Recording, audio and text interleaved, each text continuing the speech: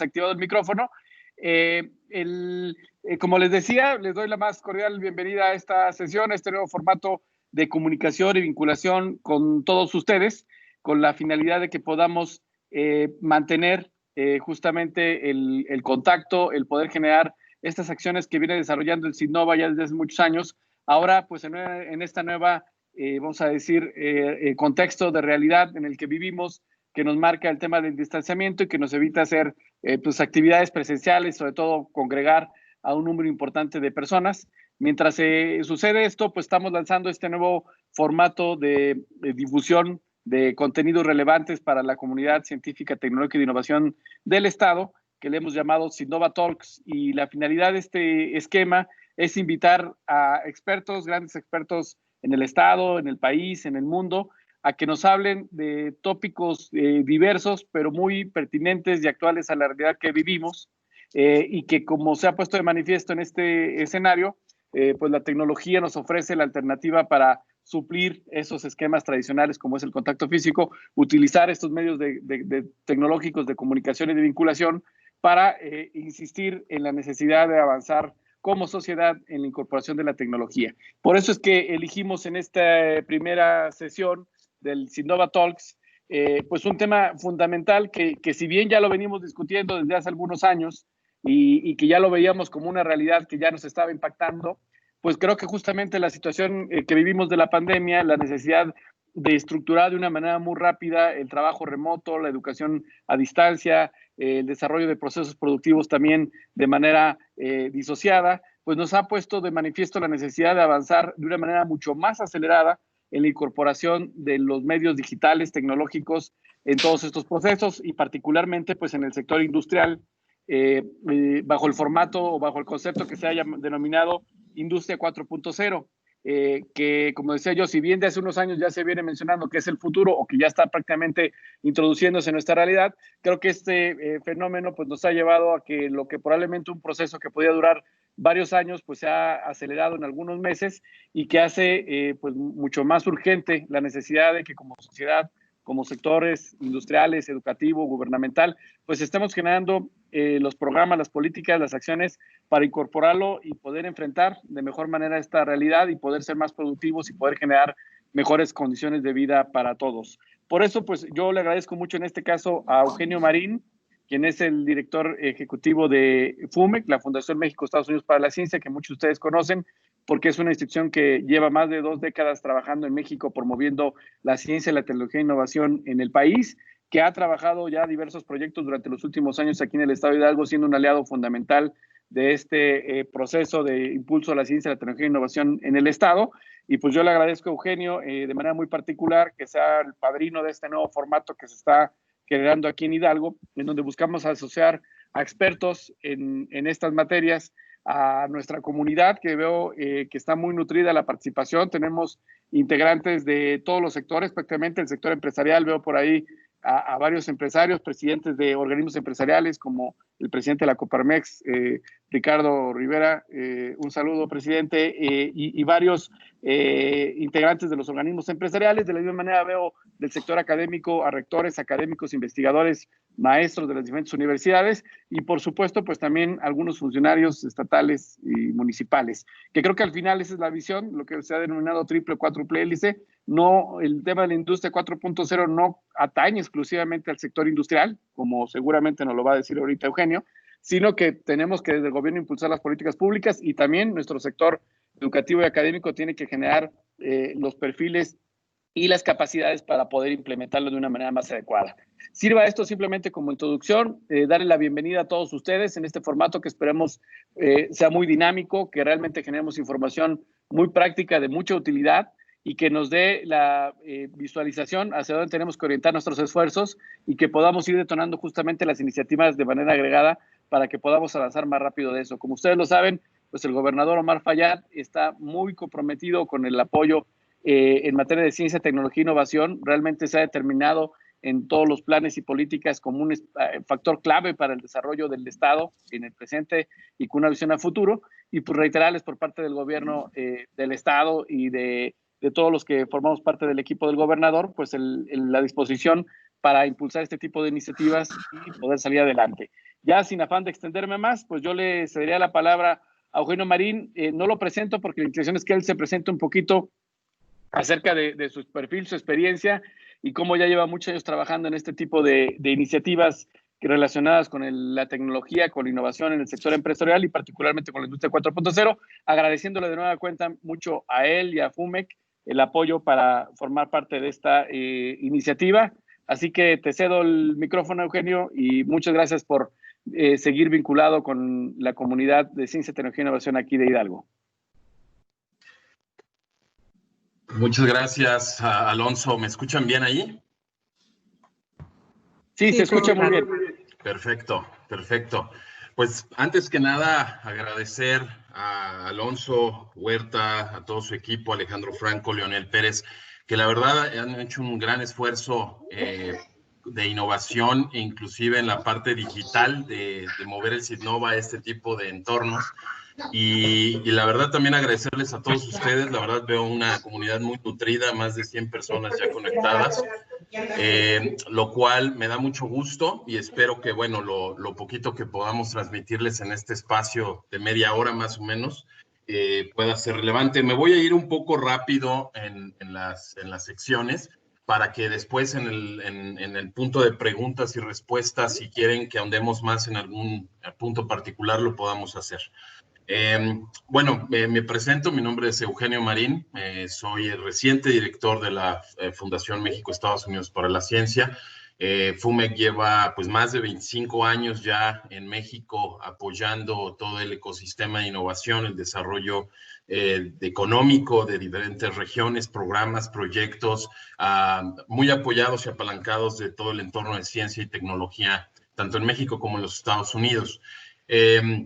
Básicamente yo llevo más o menos unos 15 años en la organización, en diferentes etapas, en diferentes programas y bueno, finalmente en esta transición donde nuestro anterior director, el ingeniero Guillermo Fernández, se retira, pues hay un gran reto, hay un legado importante de seguir apoyando las comunidades, tanto científicas como empresariales del país, en el desarrollo de programas pues, de mucho impacto que puedan realmente lograr generar un ecosistema interesante en el desarrollo de México como un actor importante en el mundo en términos de ciencia y tecnología y sobre todo pues la mejora de los ecosistemas y las comunidades. Un poquito muy rápido sobre mi background. Yo soy geomecánico con una especialización en mecatrónica y bueno, pues he apoyado personalmente más de unas 600 empresas mexicanas de base tecnológica en diferentes sectores y recientemente antes de tomar la dirección de FUMEC estuve muy vinculado con el programa que tenemos de apoyo al sector aeroespacial, que es un sector que ha venido creciendo los últimos 10 años en México con tasas muy aceleradas. Ahora es uno de los más golpeados con este tema. Pero bueno, hay cosas dentro de la tormenta, hay oportunidades y hay cosas interesantes que podremos comentar más adelante. No sé, voy a cargar aquí la presentación muy rápido, a ver si ustedes me dicen cuando la puedan ver, por favor, alguien que me diga si ya se logra ver y de ahí partimos. Sí, ya se ve. Sí, se puede ver. Excelente, excelente, perfecto. Muy bien. Bueno, pues al tópico, agradecer también pues esto, ¿no? Ser un poco el arranque de las Nova Talks, me da un honor y un gusto. Muchas gracias nuevamente, Alonso, por esta oportunidad. Y bueno, esperemos que algunos de estos puntos sean relevantes para todas las actividades que ustedes conllevan en la parte científica, en la parte empresarial y sobre todo pues en los canales de difusión que algunos de ustedes también representan. Le llamamos la industria 4.0 en la nueva normalidad en México porque, bueno, a raíz de todo lo que estamos viviendo, pues está acelerándose ciertos aspectos de la economía aunque otros están pues relegándose a una nueva reinversión, una nueva forma de operar, y eso nos lleva pues a qué debemos hacer, cómo debemos atacar estos puntos y sobre todo pues qué oportunidades tenemos de llevarlo a la realidad, porque finalmente todo este concepto de Industria 4.0 que nace en Alemania y después en Japón con los Smart Factories y luego en Estados Unidos con el concepto de digitalización en la manufactura, etcétera, pues finalmente se concentran en una oportunidad que nos ayuda a ser mucho más competitivos y que debemos de tomarlo seriamente. A veces las compañías y los mismos grupos científicos dicen, bueno, hay muchos conceptos asociados en la industria 4.0, pero finalmente, ¿qué debemos usar y cómo escalonamos el acceso a esa industria de tal forma que nuestras propias actividades se beneficien de ello? Y es ahí a donde quiero entrar, ¿no? Entonces, un poquito nada más el entorno económico, y me voy a ir aquí muy rápido. Voy a poner aquí mi cronómetro para que no se nos vayan los tiempos. Hemos estado pues viviendo este significativo problema en cuanto al tema de la pandemia en COVID-19. Ya en México van más de 147,000 casos confirmados, más de 17,000 defunciones, y eso pues nos ha ayudado a que en diversos números, en un gran número de países se estén implementando pues las medidas de confinamiento, distanciamiento, y esto pues ha afectado la actividad tanto económica como los mercados financieros internacionales. Esto además pues materializa una crisis, ¿no?, global que no tiene precedentes, y finalmente el problema sanitario pues nos lleva a un ciclo económico que tiene un gran impacto, que está desarrollándose sobre sectores pues muy importantes en la vida cotidiana de las personas, y esta rápida propagación pues nos ha llevado a replantearnos ciertas estrategias, lo cual las repercusiones que esto ha tenido en todos estos mercados y en la actividad productiva en nuestro país, en México, pues es significativo, pero y es importante, abre oportunidades que están acelerando la adopción digital y la diversificación en los portafolios de negocios de las empresas. Y es ahí donde tenemos que, digamos, enfocar nuestros esfuerzos, porque ahí es donde realmente vamos a lograr encontrar oportunidades de rápido acceso y algunas otras que llegaron para quedarse, que tenemos que adoptar y no lo ya veníamos haciendo en nuestras comunidades y en nuestros entornos. Debido a todo esto, pues hay tres principales canales de transmisión que el Banco de México ya ha estado analizando muy fuertemente. Uno es el gran choque de oferta que está sucediendo. Esto es paros en la producción manufacturera, diversos servicios que están dando lugar a una reducción en esa oferta en el mercado. Y pues finalmente esto pone en riesgo el funcionamiento de las cadenas de valor y la provisión de insumos para la producción nacional. ¿Qué nos da esto? Pues también hay un impacto en la demanda, ¿no? Un choque que se ve en la propagación de esta pandemia ha conducido pues una menor demanda externa de productos y servicios. Estas medidas de distanciamiento generan menores ingresos tanto en las empresas y en los hogares, y esto está conduciendo a una contracción en la demanda interna. Y finalmente, pues un impacto tremendo en el aspecto financiero, ¿no? Un incremento a que haya una aversión al riesgo, a la inversión, caída en los precios del petróleo, restricción al financiamiento externo, flujos de capital, tasas de interés elevadas, primas de riesgo que se elevan y una depreciación significativa del peso mexicano. Entonces, esto es una gran tormenta, pero dentro de las grandes tormentas siempre hay silver linings, ¿no?, como dicen los americanos. Y los silver linings son oportunidades que se vislumbran, cómo llegamos a ellas de forma rápida, quitamos la neblina y empezamos a enfocar muchos esfuerzos en ese sentido. Y es ahí donde entramos al punto, ¿dónde estamos en materia de Industria 4.0?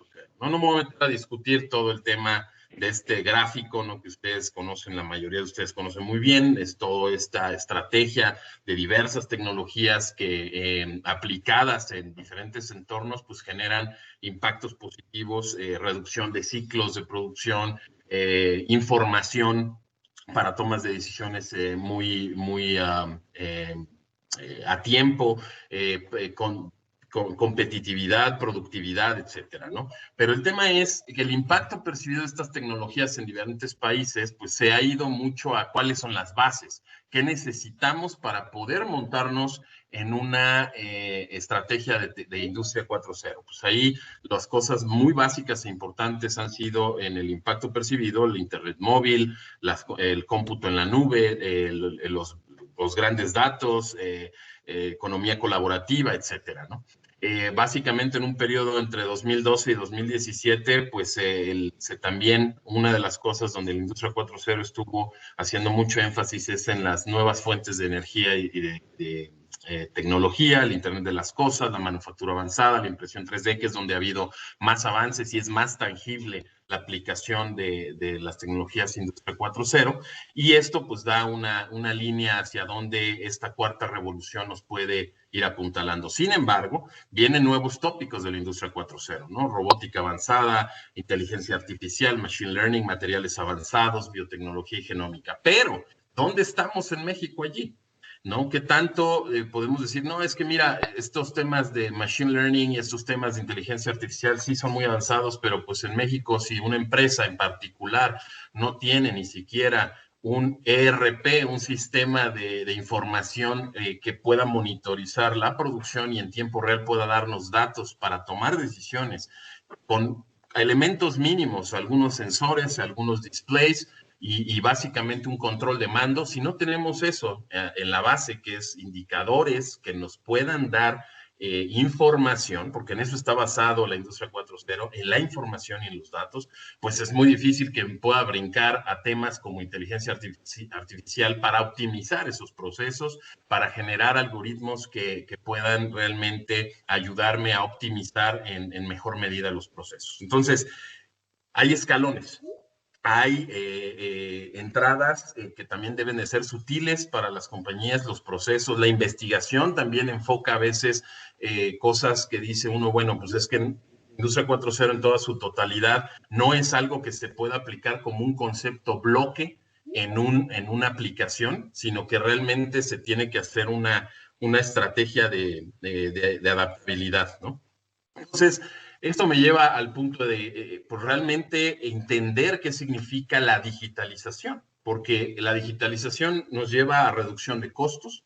Más o menos ahí en un estudio ya se preveían disminución de costos por más de 400,000 millones de dólares anuales mediante la digitalización de procesos en diferentes industrias. Y estamos hablando, sobre todo, mucho manufactura, por supuesto, lo van a ver, porque ahorita van a ver por qué manufactura es un tema fundamental, pero temas como aeroespacial, automotriz, en el sector químico, electrónico, ingeniería y construcción, logística, manufactura industrial, producción de papel, empaque, etcétera, ¿no? La verdad es que el impacto es bastante importante, por lo tanto, la digitalización es algo que no podemos hacernos un lado. Si hoy no estamos montados en una estrategia digital de tanto de los procesos de investigación y desarrollo como en las aplicaciones, digamos ya convertidas en enfoque de productos y servicios, pues no vamos a estar. Finalmente, si hoy en día no tenemos una estrategia para montarnos digamos, en las ofertas de soluciones que conllevan la incorporación de este tipo de tecnologías, lo más probable es que muy pronto dejemos de ser relevantes y la competencia nos absorba. Eso es importante tenerlo en cuenta, porque finalmente hay muchas macroáreas de interés, ¿no? En el tema de fábricas, en el tema de ciudades, control de tráfico, seguridad pública, en el tema de recursos humanos, monitoreo de enfermedades, como el caso que estamos viviendo ahora, mejoramiento del bienestar, en el retail, en los minoristas, la gestión inteligente de relaciones con el cliente, en la logística, vehículos autónomos, navegación, lugares de trabajo, la gestión de operaciones, mantenimiento de equipo, reuniones como esta que estamos teniendo el día de hoy, mantenimiento basado en condiciones más que digamos, en tener un mantenimiento predictivo más que un mantenimiento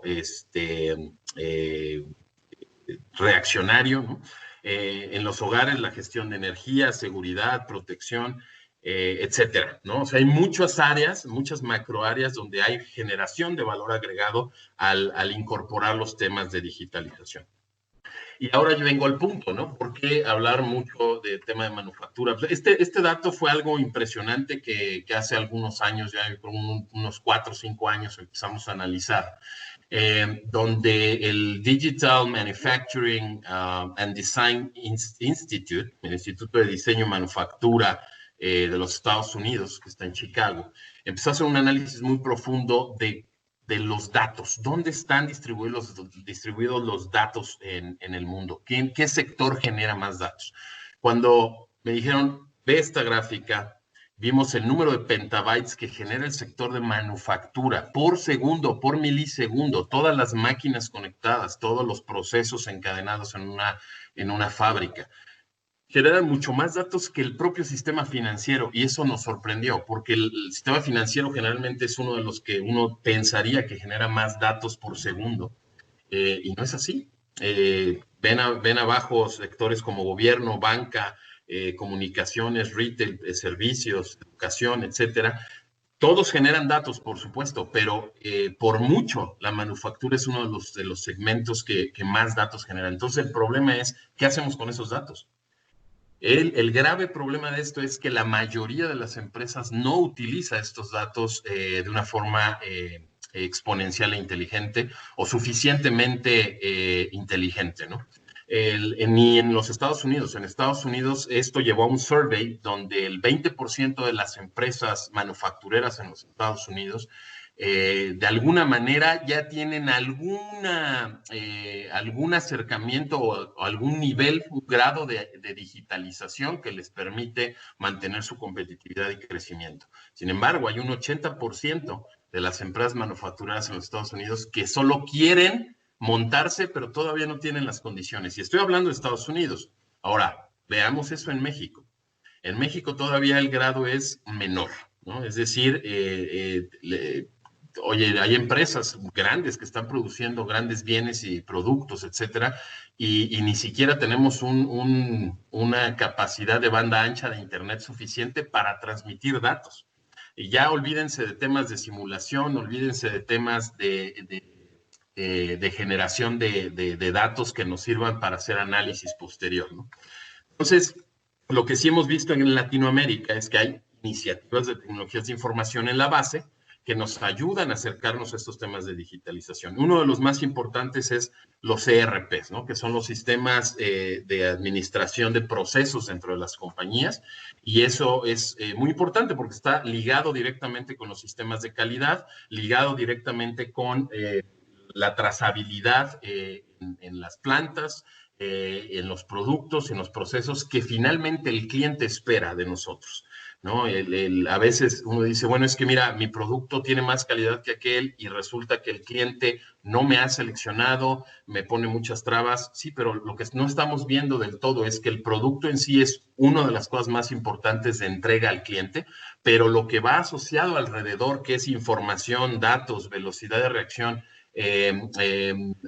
prevención de problemáticas en la producción, adaptabilidad de las líneas de producción, etcétera, etcétera, que sí me permiten, digamos, diseñar dentro de un sistema de información como los ERPs, no lo estamos haciendo. Entonces, el valor agregado total de los productos cuando yo manufacturo un bien no tiene, digamos, todo el paquete de complementos de valor agregado que las empresas están esperando. Eso es muy importante que vean el tipo de estrategias que se están llevando a cabo en Latinoamérica en las iniciativas de tecnologías de información.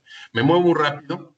Hay muchas tendencias tecnológicas dentro de la industria 4.0. Vean toda la cantidad de conceptos aquí, digamos, en temas de realidad digital, analíticos, en la nube, el blockchain, ¿no? Es decir, digamos, tecnologías que realmente ayuden a que la inteligencia artificial baje a un concepto de predictibilidad y de seguridad en la transacción de información.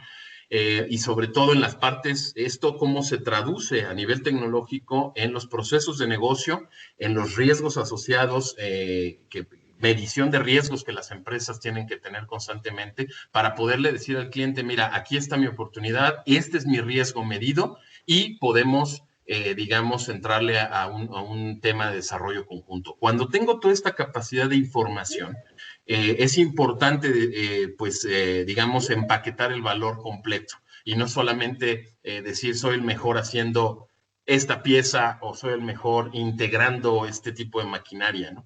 Es importante decir cuál es el valor agregado del proceso completo, no solamente el producto final. Y lo mismo pasa, ¿no? A la hora de tratar de hacer un despliegue de todas estas tecnologías, pues dónde estamos en México, qué sí estamos tocando, qué no estamos tocando. Y aquí ven, ¿no? Es un mapa, digamos, de todo el mercado actual, que realmente está aplicando cierto tipo de tecnologías, cuál es el horizonte de 2 a 5 años y el futuro a más de 5 años del tipo de tecnologías que van a liderar la integración de Industria 4.0 en las empresas. Y en México más o menos hemos tocado algunas de estas tecnologías, ¿no? Sensores, realidad aumentada, visualización de datos, CRMs, dispositivos móviles, algo en la nube, automatización de procesos de marketing, wearables, chatbots, realidad mixta, biométricos, pero realmente todavía no estamos ni siquiera, o sea, además los tenemos un poco disociados, ¿no? O sea, de repente una empresa se ve en una vertical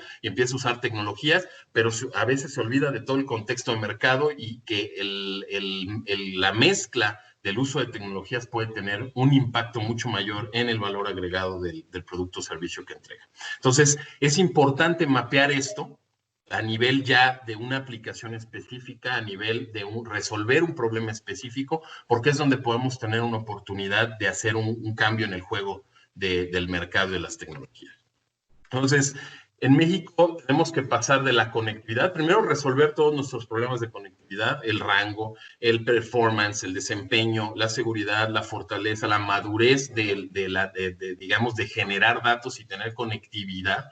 La conectividad, pues habla mucho de que puedo tener acceso a diferentes sistemas de información, que puedo hablarme con los diferentes sistemas de información, ¿no? No es lo mismo que digo, bueno, yo digitalizo diseños en una plataforma, ¿cómo me hablo en la plataforma del cliente?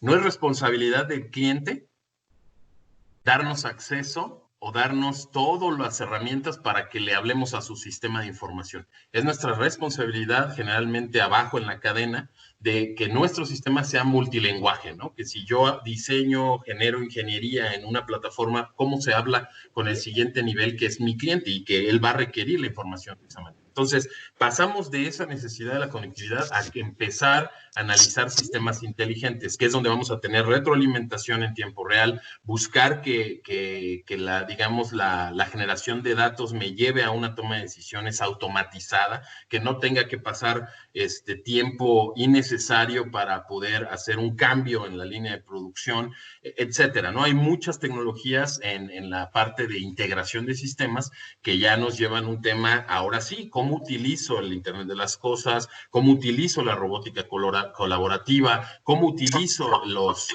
cambios en la nube, etcétera, ¿no? Estoy teniendo por ahí un poco de feedback. Si pueden apagar su micrófono, gracias. Perfecto. Entonces, regreso. Digitalización e integración de cadenas de valor, tanto a nivel horizontal como vertical, es muy importante. ¿Por qué? Porque nos da un desarrollo en la manufactura y nos lleva a los temas comerciales, que eso no lo podemos dejar de lado. Finalmente, la investigación y desarrollo nos ayuda a hacer mucho más, digamos, tener diseños simples, aplicaciones efectivas, convertirlas en un producto competitivo en el mercado, pero después tenemos que conectar con ese mercado. Y entonces la digitalización del producto ya nos puede ayudar si va diseñada desde un principio con ese acercamiento a la realidad del mercado. Entonces, digitalizar producto mediante integración, ya sea de sensores, Big Data, refinarlo de acuerdo a la demanda de mercado. Eso es bien importante porque digamos, la obsesión de las grandes compañías, ¿no? Compañías digitales como Uber, Netflix, etcétera, Amazon, ha sido sobre la realidad del cliente, no sobre esta tecnología es increíble, vamos a empujarla. No es el technology push, generalmente en las etapas de diseño e innovación y de desarrollo, pues generalmente la tecnología va dictando, ¿no? Nos va llevando, utilizamos una nueva capacidad científica, tecnológica para aplicarlo y generar una solución, pero después esa solución, si no conecta con la realidad de lo que espera el mercado, generalmente es difícil el camino, se alarga su entrada, su adopción puede quedarse en el olvido, etcétera. Pero lo que han hecho estas grandes compañías es escuchar al cliente, obsesionarse con el cliente. Y una vez que entienden lo que el cliente necesita y requiere, entonces buscan cómo solucionarlo con tecnología. Y eso los lleva a modelos de negocio que permiten expandir su oferta y generar plataformas integradas. Entonces, oportunidades que visualizamos, pues es mucha diversificación. Empresas que estaban haciendo partes para avión, partes para automotriz, ahorita están enfocando muchos esfuerzos en dispositivos médicos, en energías alternativas, que es una de las cosas donde estamos más atrasados en el país. ¿Qué tipo de nichos? Ahora identifiquen su mercado, ¿no? Segmenten muy bien.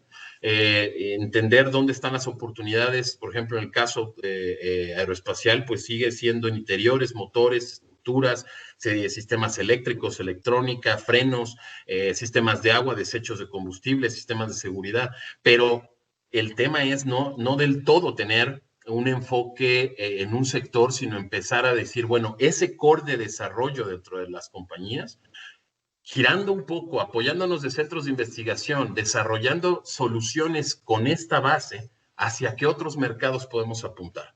Porque esas mismas capacidades pueden requerirse. Y si ya tengo sistemas de calidad instalados, sistemas de trazabilidad, sistemas de información que me pueden llevar a migrar a otros sectores, la transición es mucho más suave. A veces transitar de un sector a otro sin tener estas bases digitales, sin tener esta capacidad dentro de la compañía, suele ser largo, tedioso, mucha inversión y a veces muy fallida, ¿no? Nos ha pasado mucho esto con empresas. Entonces, las necesidades de migración de capacidades actuales de manufactura, pues hay muchas, ¿no? En el tema automotriz, como por ejemplo, pues los motores de combustión y sus componentes, pues es un tema de capacidad actual que necesita diversificarse. Las transmisiones por igual, líneas de combustible, escapes, son sectores que con el desarrollo de los vehículos eléctricos van a empezar a tener una línea en el tiempo donde va a ser obsoleto. Entonces, eso es importante tenerlo en cuenta, ¿no? Y oportunidades nuevas, ¿no? ¿Dónde está el desarrollo de las cadenas en motores eléctricos, baterías, arneses, componentes tradicionalmente más ligeros, los materiales compuestos, los plásticos, sistemas de recuperación de energía, etcétera? Entonces, aquí ese es el tipo de cosas donde la tecnología 4.0 nos puede ayudar muchísimo, a identificar la diversificación con base en una estrategia tecnológica, pero muy cercano de lo que está dictando el mercado. Y esto me lleva al tema del TEMEC, ¿no? La entrada en vigor del TEMEC ahora el 1 de julio, pues va a generar retos muy importantes porque no estamos listos en todas las industrias para el cumplimiento que el nuevo acuerdo con Estados Unidos y Canadá está generando, ¿no? O sea, la verdad es que toda esta pandemia ha hecho que los Estados Unidos sea pues muy consciente de los riesgos de dependencia que tiene con China y otras naciones asiáticas donde se manufacturan productos y esta conciencia pues va a persistir, ¿no? Se va a convertir en una norma que necesitamos otros países identificar, mitigar y entender qué oportunidades puede traer eso. El acuerdo lo que puede generar es, digamos, un tema de oportunidades en el reshoring, en la, digamos, reubicación de plataformas de desarrollo de manufactura, para estar más cerca en los temas de buscar entrar a los mercados en las cadenas de suministro en Norteamérica, y eso pues nos está llevando a cosas muy importantes. Lo más difícil de cumplir este acuerdo van a ser los temas laborales, los temas de cumplir con, los temas de regionalización y laborales, ¿no? Es decir, que el contenido regional pues esté muy alto, que llegue al 75%, que las reglas de origen están partiendo de un punto que va a ser escalonado, pero muy rápido tenemos que llegar a los niveles concertados en el acuerdo. Y finalmente el tema de laboral, de que las personas que estén asignadas al desarrollo de estos productos tienen que estar en regiones donde los salarios estén en mínimo $16 la hora, que eso va a ser complicado.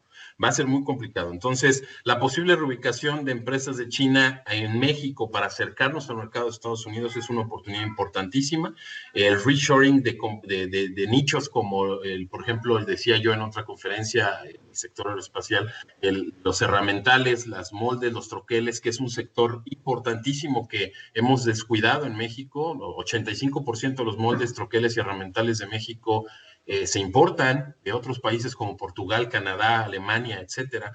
Y ese reshoring es importantísimo porque eso se utiliza como base para producir, desarrollar y manufacturar productos, ¿no? Entonces, esto es muy importante que lo tomemos en cuenta, ¿no? Otras industrias con mayor enfoque en la reubicación y regreso de manufactura en países, digamos, a Estados Unidos y sus países aliados, que en este caso México y Canadá aplican, son en computadoras y electrónicos, equipo eléctrico, electrodoméstico, maquinaria de manufactura, fabricación de metales, hule, plástico, bienes de transporte y, como les decía, ¿no? Moldes, troqueles y herramientales. Más de $200 billones son de todos estos productos se importan de China. Entonces, imagínense el potencial de mercado que hay allí. Analizando nosotros cadenas de suministro, pues hay temas importantes, ¿no? El riesgo en la función del origen, cuáles son las características de reubicación de esos ciertos tipos de componente, cómo alternamos disponibilidad, qué necesita estar en los Estados Unidos, qué puede venirse a México, la sustitución, qué costos de reubicación va a tener, qué tipo de tecnologías usamos que nos puedan ayudar a tener esto de forma más rápida, como los gemelos digitales, ¿no? Eso es muy importante en la producción de cualquier tipo de manufactura. La creación de estos gemelos digitales es importantísimo para las cadenas de suministro de extremo a extremo, es decir, desde que hago la incorporación de materia prima hasta que entrego, empaqueto y llevo al cliente, ¿no? Ese es entender la cadena de suministro de extremo a extremo, ¿no? Y cómo se van a mover digamos, la información desde un punto de vista virtual hasta que se pueda certificar el producto o el servicio con apoyo de este tipo de tecnologías. Eso es complejo, ¿no? Porque la idea nos lleva a los temas de ingeniería inversa, cómo integramos los sistemas para modelar productos, fabricar los productos, probar los productos y validarlos de forma digital para tener una red de proveedores PYME, Tier 1, Tier 3, Tier 4, Tier 5, precalificados, y con eso podamos subirnos a las cadenas de valor para supervisar operaciones iniciales e inspección de primeros artículos. Y en todo esto, pues también la manufactura aditiva es un tema muy importante. Finalmente, talento. ¿Qué se va a requerir para que estas cosas sucedan? Y tenemos que irnos preparando para ello. Al día de hoy, pues las habilidades en los trabajadores en el sector de manufactura, pues están muy identificadas, ¿no? Ensambladores, soldadores, técnicos digamos, determinados de acabados, tratamientos térmicos, el trabajador específico de maquinados, en fin, toda una serie de talentos y de personal especializado que va a necesitar empezar ahora a transferirse vamos a requerir especialistas en desarrollo de producto digital, especialistas en machine learning, en realidad virtual, en sistemas colaborativos de robótica colaborativa, en ingenieros de seguridad del producto, ingenieros de ciberseguridad de la manufactura, analistas de manufactura digital, arquitecto del gemelo digital, proceso, en fin, una serie de nuevas especialidades y habilidades que se van a requerir en el talento, que necesitamos ir preparando, que necesitamos ir reforzando, porque eso es lo que las empresas van a necesitar para que podamos tener una oferta viable en Industria 4.0. Estos nuevos roles son muy importantes, ¿no? O sea, empieza a ver el jefe digamos, o el estratega de manufactura digital, el administrador de la cadena de suministro empresarial, etcétera, ¿no? En fin, cómo estos estos nuevos talentos y especialidades y habilidades las vamos transfiriendo a nivel educativo, a nivel investigación y a nivel de lo que va a requerir una empresa para poder empezar a hacer uso extensivo de estas tecnologías. Entonces, ¿cómo nosotros venido haciendo? Muy rápido, tengo 2 minutos. Hemos apoyado mucho toda la transición de muchos sectores al uso y la adopción de estas tecnologías. Hemos trabajado en 2 centros, ahorita tenemos un CEPRODI, un Centro de Productividad e Innovación en Querétaro, otro en el Estado de México.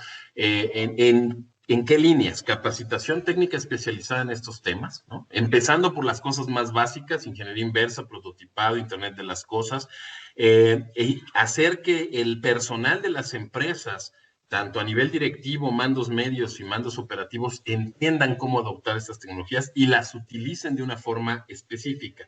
¿Cómo hacemos esto? Pues utilizando a expertos con extensionismo industrial que nos ayuden a hacer ese puente con las empresas y generando proyectos demostrativos, es decir, proyectos muy cortos de muy baja inversión. Eso es bien importante, ¿no? Porque muchas empresas dicen, no, es que invertir en Industria 4.0 es carísimo, es un costo muy alto.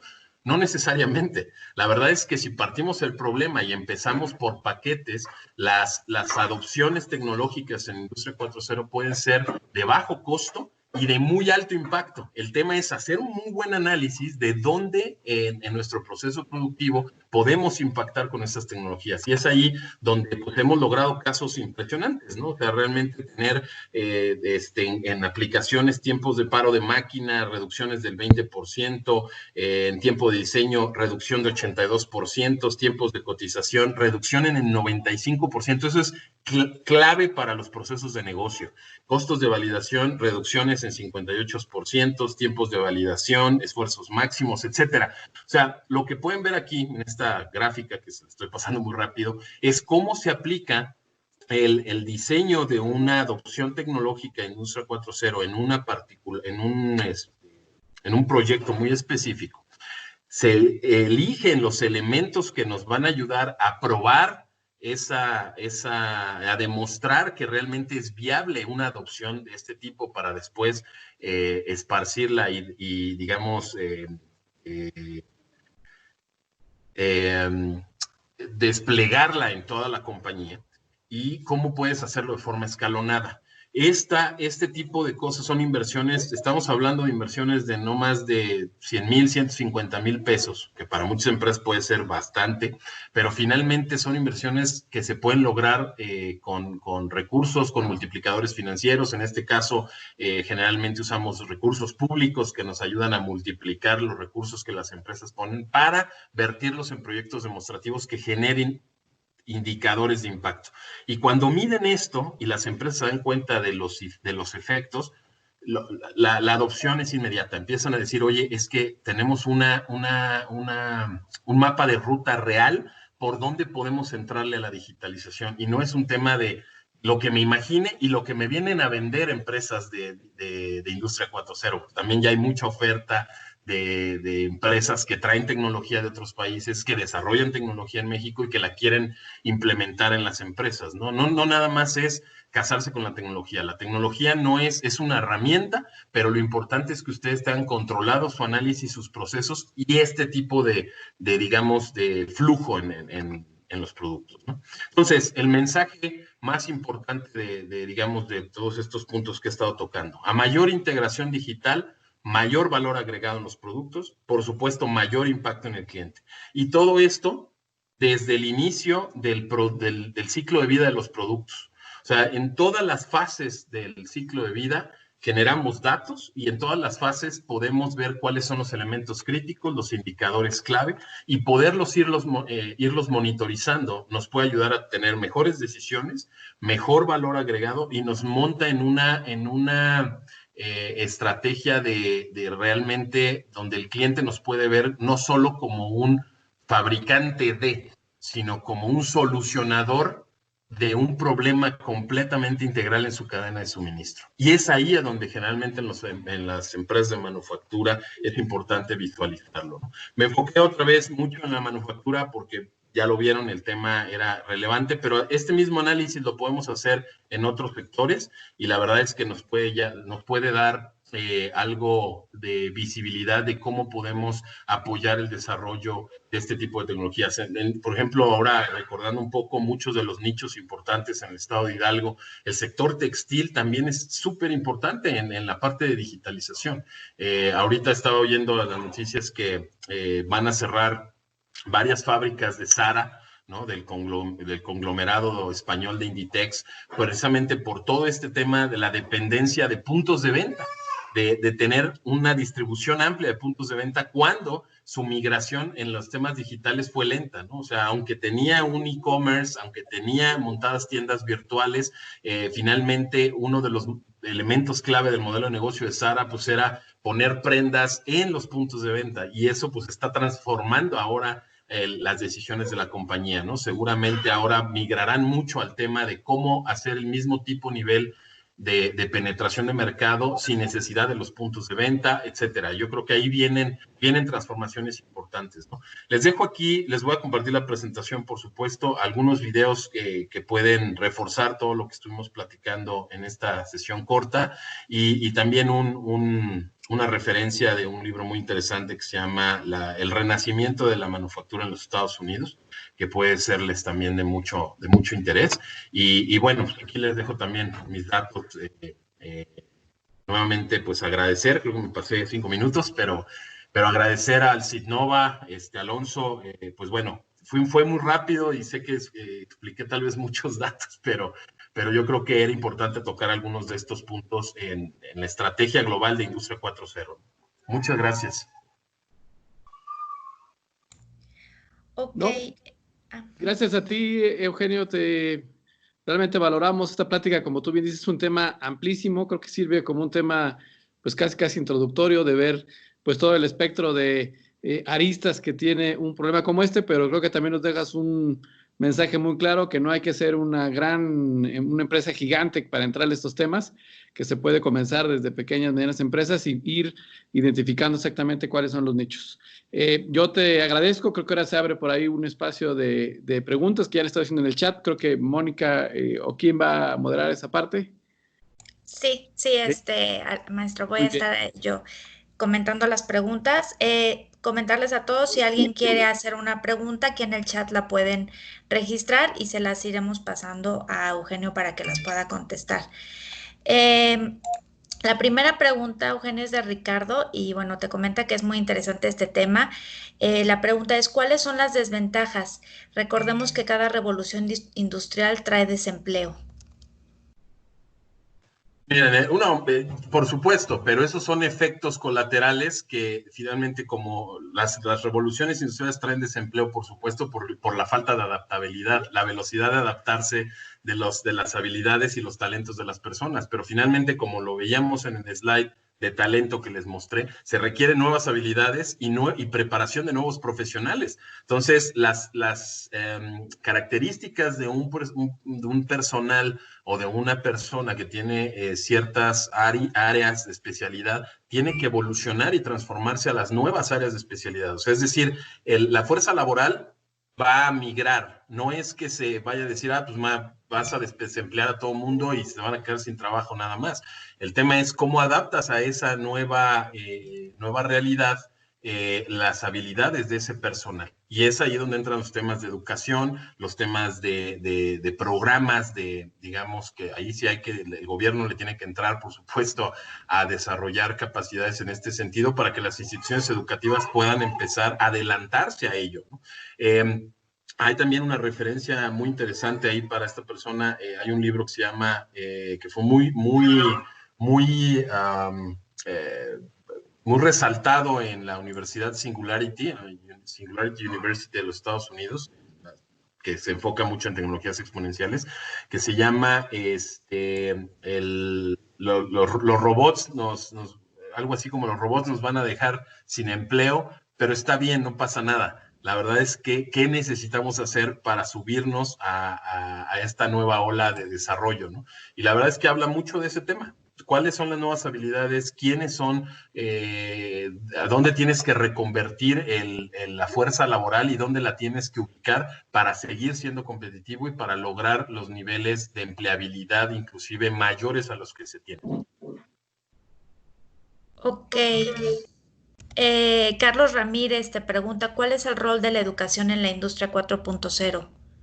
Tremenda, tremenda. O sea, la educación es súper importante. Si no, generalmente lo hemos visto, ¿no?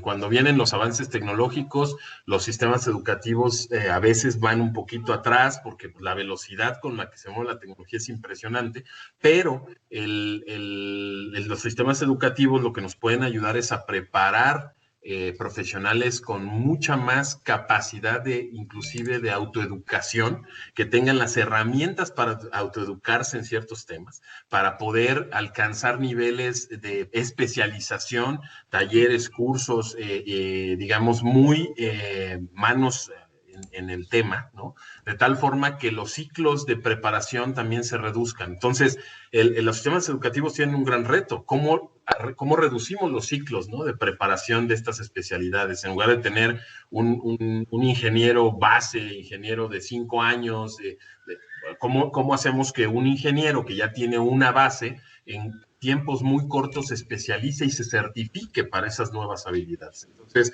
el reto es impresionante y es muy importante. Ahí es donde está, digamos, la capacidad que vamos a tener de que las empresas tengan materia prima humana para lograr los retos a los que se van a enfrentar. Abigail Torres, ¿cuál es el principal temor de las empresas para comenzar la digitalización? Bien, qué padre pregunta, porque esa nos enfrentamos todos los días. Primera, el desconocimiento, ¿no? O sea, la verdad es que el primer miedo que tienen es no saber que con muy poco pueden lograr mucho. Eso generalmente cuando lo que se difunde en los medios y demás, pues son las grandes empresas usando grandes tecnologías, ¿no? Y tú ves a las grandes empresas como Siemens o como Cisco hablando de sus proyectos tecnológicos y el enfoque de Industria 4.0 que pueden darle, pero una pequeña empresa, pues cuando dice, híjole, ¿cómo le entro a eso, no? Están hablando de robots que valen millones de dólares o cientos de miles de dólares, pues, no voy por ahí, ¿verdad? La automatización a baja escala, etcétera. El tema es entender primero el nivel de dónde está mi compañía. O sea, el autodiagnóstico es importantísimo. Y entonces saber cuál es el siguiente paso que debo dar. A lo mejor la empresa lo que va a hacer es escalonar, pasar de una industria 2.0 a una 3.0. Y ese es un buen enfoque. No necesariamente tienes que estar en la 4.0, tienes que dar pasos para llegar a ello, pero a lo mejor el primer paso que debes de dar es qué inversión específica puedo hacer que me va a generar un brinco, un salto, digamos, considerablemente importante, que aunque no tengo todos los elementos digamos, de digitalización conectados, sí me está llevando a un nivel de productividad mayor, a una reducción de costos importante, y esos son los pasos que hay que dar, o sea, la identificación y el autodiagnóstico de saber dónde estamos para poder entonces dar un paso en la adopción tecnológica y dar un paso en el camino correcto, ¿no? Es decir, qué tipo de tecnología es la que requiero para llegar a dar ese paso. Ok, Lucina de León, ¿México en qué nivel se encuentra de adopción a esta tecnología o bien de aplicación? Pues mira, yo creo que si uno de los países más avanzados en esto es Alemania y la ponemos en un 10, Estados Unidos estará en un 4, México estará como en un 0.5, más o menos. Así de grande es la brecha. Pero la oportunidad también es así de grande, ¿no? Afortunadamente eso también se traduce en que tenemos mucho campo para poder trabajar en lograr esos saltos, ¿no? Gracias por compartir esta conferencia. Ok, Claudia Unice te comenta, ingeniero Eugenio, una plática muy interesante y para los que estamos en la educación nos confirma la visión que debemos tener en el desarrollo de las competencias de los futuros egresados. Raúl Granados, muchas felicidades por su exposición. La pregunta es, ¿cómo puede una universidad preparar estos retos? ¿Cuál es el primer paso? Mira, las universidades juegan un papel fundamental. Los centros de los que hablaba, generalmente, esto no lo hacemos solo. Estos centros los hemos hecho en colaboración con universidades tecnológicas y politécnicas, la red de universidades tecnológicas politécnicas de la SEP. Han sido muy rápidos en entender esto, nos han ayudado a reducir digamos, los temas burocráticos para hacer alianzas con organizaciones como la nuestra, para lograr digamos, canalizar recursos y poder desplegar este tipo de programas de adopción en las empresas, ligados a los clústeres tecnológicos. En el caso, generalmente los primeros que hicimos fue con el clúster automotriz, aeroespacial, de plásticos, electrodomésticos, porque finalmente esos son los que más rápido se pueden beneficiar de este tipo de cosas. Entonces, la universidad juega un papel importante, muy importante, porque no solo nos puede permitir el acceso a recursos que ya están, es decir, no se va a tratar aquí de meter cosas que nuevas, ¿no? Sino qué es lo que tenemos en esas universidades que no se estén utilizando del todo, que podemos reconvertir para poder enfocar este tipo de esfuerzos, digamos, de adopción y de educación hacia el sector privado, el sector productivo. Gracias por compartir esta Manuel Rodrigo, ¿cómo aporta la industria de la ciencia de los materiales en la industria de la transformación en la 4.0? Muchísimo, ¿no? Los nuevos materiales son una tendencia que en todas las industrias se está utilizando. Materiales inteligentes, en todo el tema de construcción, por ejemplo, los nuevos materiales fotovoltaicos que pueden ayudar a reducir el consumo de energía, que pueden ayudar a mantener calor en los edificios, etcétera. Todo el tema de edificios inteligentes se está utilizando muchísimos nuevos materiales que por su diseño están permitiendo generar ahorros en el lapso después de uso de esos edificios. A veces se puede ver muy alto la inversión inicial porque pues esos materiales son costosos en su desarrollo, pero finalmente cuando ves todo el ciclo de vida en este caso de la construcción, pues ves que los ahorros pueden ser altamente significativos y ahí es donde se recupera realmente esa inversión. Entonces, siempre vean el modelo ligado a todo el ciclo completo, digamos, de vida de los productos, porque si no, si lo vemos nada más en la parte en la que produzco y entrego y se acaba, generalmente las tecnologías son muy costosas y eso es una limitante para la adopción, ¿no? Te preguntan, Asaena Islas, ¿cómo incide esta tendencia en el sector de agroalimentos? ¿Algún ejemplo o empresa del sector alimenticio que vaya a la vanguardia en este sector? Muchísimo. Miren, en agroalimentos también es un sector que hemos estado trabajando mucho y hay siempre escalones otra vez, ¿no? Por ejemplo, les pongo el caso de Veracruz, que hemos estado trabajando muy fuerte con la cadena agroalimentaria de coco y de cárnicos. Y en el tema de coco, pues nos dimos cuenta después de todo un análisis regional y una intervención que hicimos en el estado, que los productores de coco, pues lo que no quieren es decir lo tradicional de ahora vamos a organizarnos, vamos a poner una planta procesadora de coco para poder producir harina de coco. Híjole, pues la inversión es alta, hay que organizar a mucha gente, son muchos productores, microproductores que son, digamos, familiares los negocios, y cómo generan mayor valor agregado sin tener que vender su coco prácticamente a precios ridículos, pues organizando capacidades, digamos, locales. Ahí nos dimos cuenta que con muy baja inversión en el desarrollo de máquinas procesadoras de bajo costo, que cada familia productora pudiese tener, con elementos mínimos, 2 sensores con capacidad inclusive algunas manuales para no tener que depender de energía eléctrica, pudieran procesar y generar un siguiente valor. No estamos hablando del macroproceso del coco a llevarlo a una harina súper comercializable, pero sí por lo menos llevarla a un siguiente valor, donde en lugar de entregar el coco per se, puedas entregar la pulpa del coco de una forma mucho más utilizable para otros productos, ¿no? Entonces, Eso con una máquina que cada uno de estos productores tuviera una inversión entre 10,000 y 15,000 pesos se puede resolver. Eso ya es un grado de nivel digamos, de incidencia tecnológica. ¿Cómo lo podemos llevar eso? Pues con algunos datos, alguna información básica para que los productores puedan utilizarlo. Ahora, si te vas al otro extremo, hay empresas y productores grandes en México que ya están empezando a utilizar, por ejemplo, drones para el monitoreo de los campos, para identificar dónde está habiendo plagas con cámaras espectrográficas, y estas cámaras hacen un análisis gráfico, visual de los campos, hacen recorridos y van detectando en dónde se pueden estar surgiendo o dónde pueden estar generando plagas que rápidamente pueden atacar con ciertos fertilizantes, biofertilizantes, etcétera, de forma localizada sin tener que estar haciendo el spread en todo el campo de quién sabe dónde vaya a pasar. Entonces, mejor ponle producto a todo el campo de control de plagas, ¿no? Entonces, cuando empiezas a usar tecnología, te empiezas a dar cuenta cómo empezar a resolver los problemas de forma muy localizada y rápida y pronta, ¿no? También no te tienes que esperar a que pase todo un tiempo determinado. Entonces, hay diferentes casos en la agroindustria donde este tipo de tecnologías se están empezando a aplicar con mucha efectividad.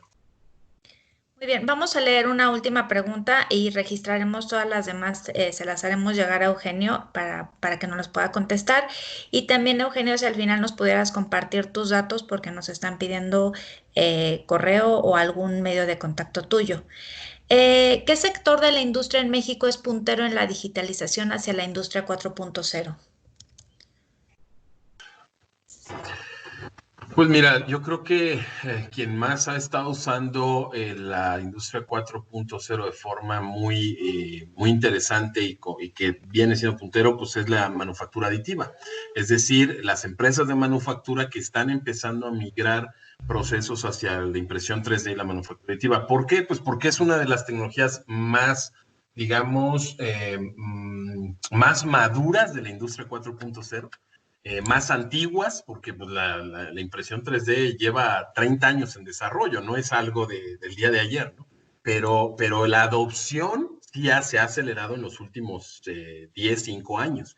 Y esa adopción en el tema de manufactura aditiva es importantísima para aplicaciones médicas, para aplicaciones en automotriz, en aeroespacial, etcétera. Y ahora el gran reto de la manufactura aditiva son los costos, ¿no?, asociados, que siguen siendo todavía, si no se encuentra un modelo donde el volumen versus la rapidez de producción encuentren un punto de equilibrio, resulta a veces mucho más caro producir con manufactura aditiva que con procesos tradicionales. Entonces siempre hay que encontrar muy bien la aplicación, la materia prima adecuada y los problemas finales de calidad, ¿no? Donde pues generalmente los productos aditivos son muy porosos, pierden propiedades mecánicas, pierden propiedades que se busca en los productos y entonces a veces no resulta lo que esperas. Entonces es muy importante hacer todo ese análisis, pero la manufactura aditiva es una de las más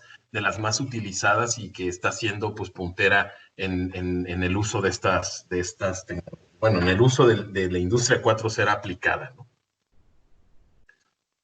Perfecto. ¿Y si nos pudieras compartir tus datos? Sí, a ver, los vuelvo a poner aquí en la pantalla. Creo que la pasé muy rápido el slide, pero lo vuelvo a poner por aquí. Un segundito. A ver, ustedes me dicen si la ven.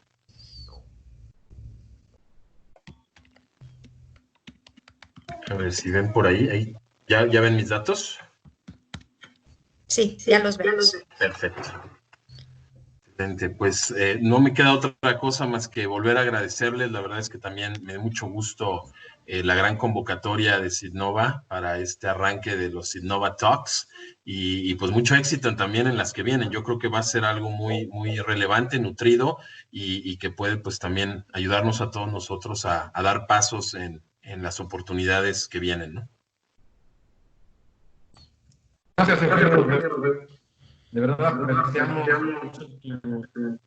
tu información con todos estos ejemplos transversales y los impactos que tienen, ¿no? De verdad, creo que todo el foro que hoy nos acompañó se queda con muchas dudas, como ya lo comentó Mónica, y de ahí retomaremos también los correos para alguna información adicional. Y también agradecer al equipo del FUMEC por todas las facilidades que nos han dado para poder tener en este arranque de Sinova Talks una conferencia de esta magnitud nivel, y de verdad con la información tan importante para el desarrollo, no solamente del país, sino también de las entidades. También aprovecho para comentar esta iniciativa, como ya lo comentaba el maestro Huerta.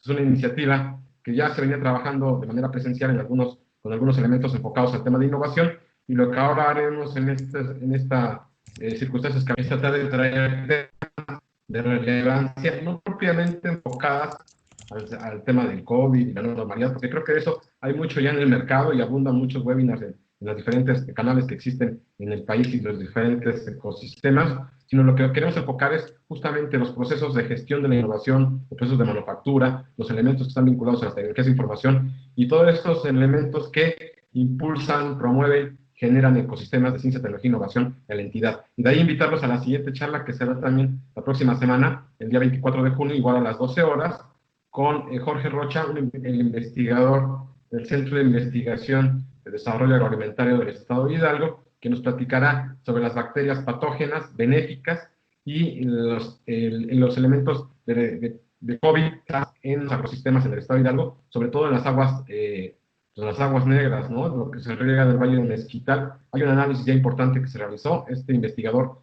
ha ganado recursos públicos para poder hacer una investigación más a fondo, y también lo compartiremos por aquí, por este medio, para que también la comunidad que esté interesada en los sistemas se pueda conectar y también hagan extensivo en sus universidades, las universidades que nos acompañan, los CECITES, los rectores, las cámaras y organismos empresarios que nos acompañaron. Muchas gracias a todos. A nombre del maestro José Alonso Borges y del Consejo de Ciencia, les agradecemos y apreciamos muy amables a todos. Gracias. Nada más, Alex, si me permites, nada más comentarle a toda la audiencia, también dentro de FUMEC, nuestro líder en toda la parte regional, allí con Hidalgo, pues es Jaime Loé, para que tengan también sus datos y si quieren contactarlo en algún punto, tanto Jaime como Mónica, que también está aquí presente ayudándonos con todo esto. Ellos también son nuestro vínculo para cualquier duda, información, algo que se requiera, ¿no? Jaime y Mónica también ahí les pueden compartir sus datos. Los coloco en el chat por si alguien requiere más información o tiene alguna duda de la plática de hoy, con mucho gusto. Muchas gracias, Moni. Nuevamente, gracias. Gracias. Muchas gracias por su asistencia. Gracias a todos y nos vemos la próxima semana. Saludos. Gracias a ustedes. Muchas gracias. Buenas tardes. Hasta luego. Muchas gracias. Buenas tardes. Muchas gracias también. Muchas gracias y buenas tardes. Muchas gracias a todos. Que tengan excelente día. Gracias. Gracias, igualmente. Hasta luego.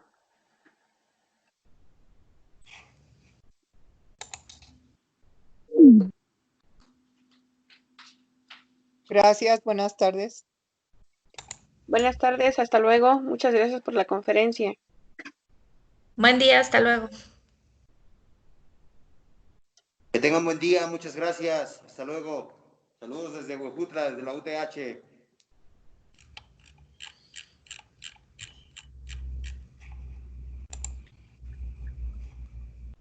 Hasta luego, bye. Saludos desde el ITSOE. Saludos desde Tizayuca, Hidalgo.